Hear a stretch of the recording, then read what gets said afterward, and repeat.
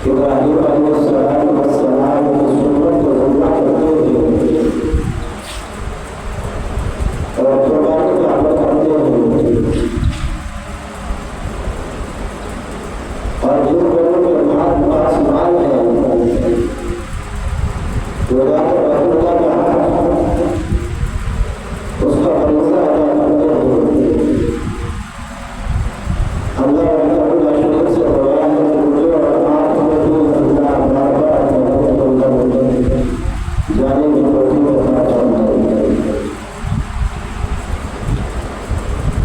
Jangan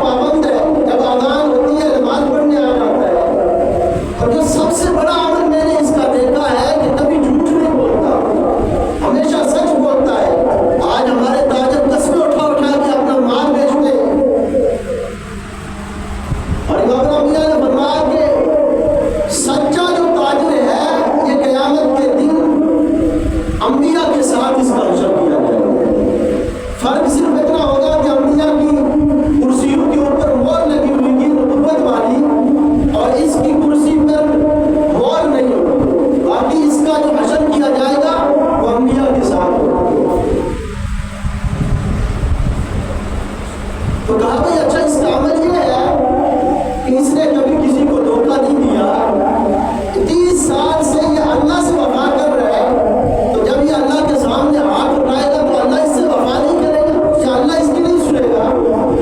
आज मैं और आप जाते हैं भाई हजरत आप मेरे लिए दुआ करो। अगर हमारे अंदर से दूसरे को धोखा देना ये निकल जाए, हमारी जिंदगी से झूठ निकल जाए, तो हमसे बड़ा वली कोई नहीं है दुनिया में।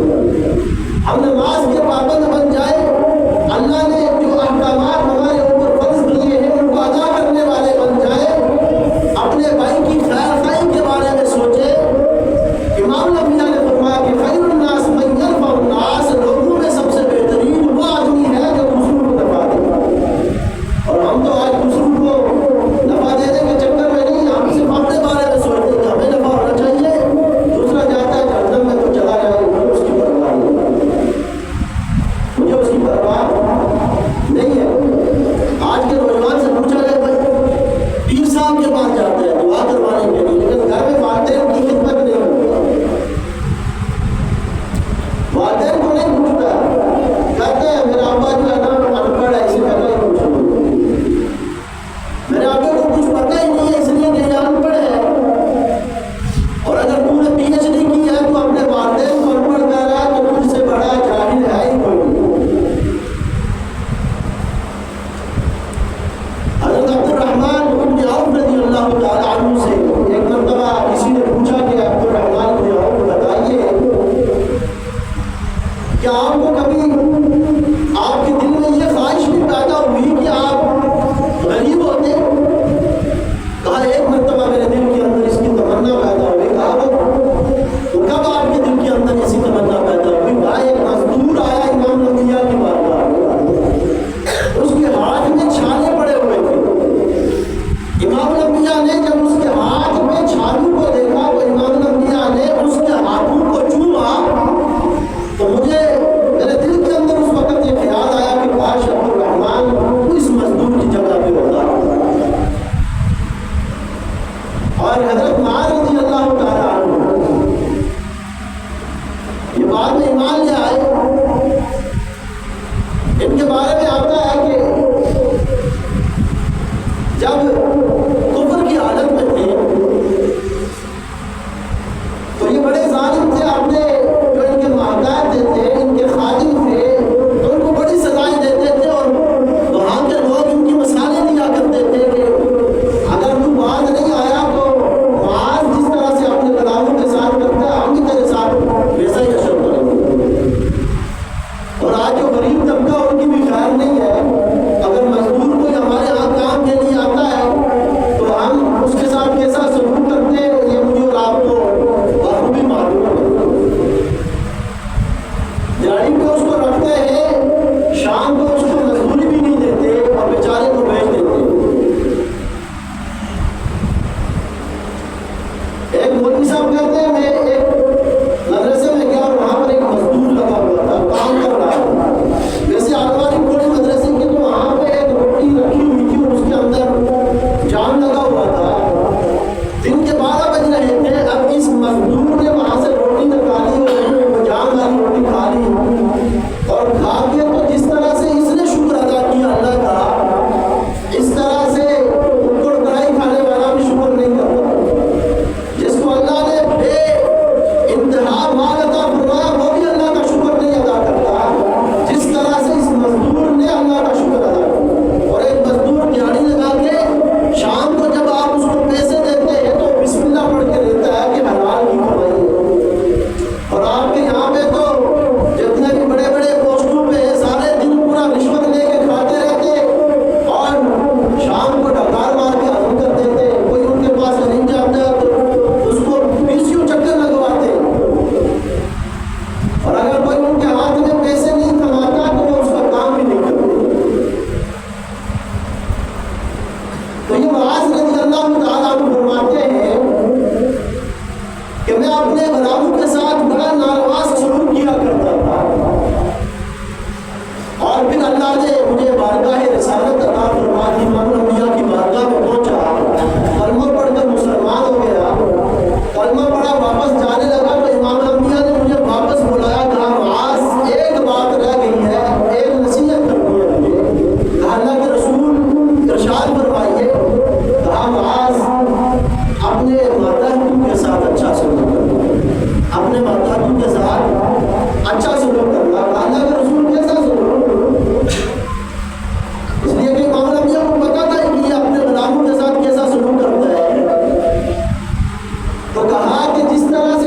चाहते हो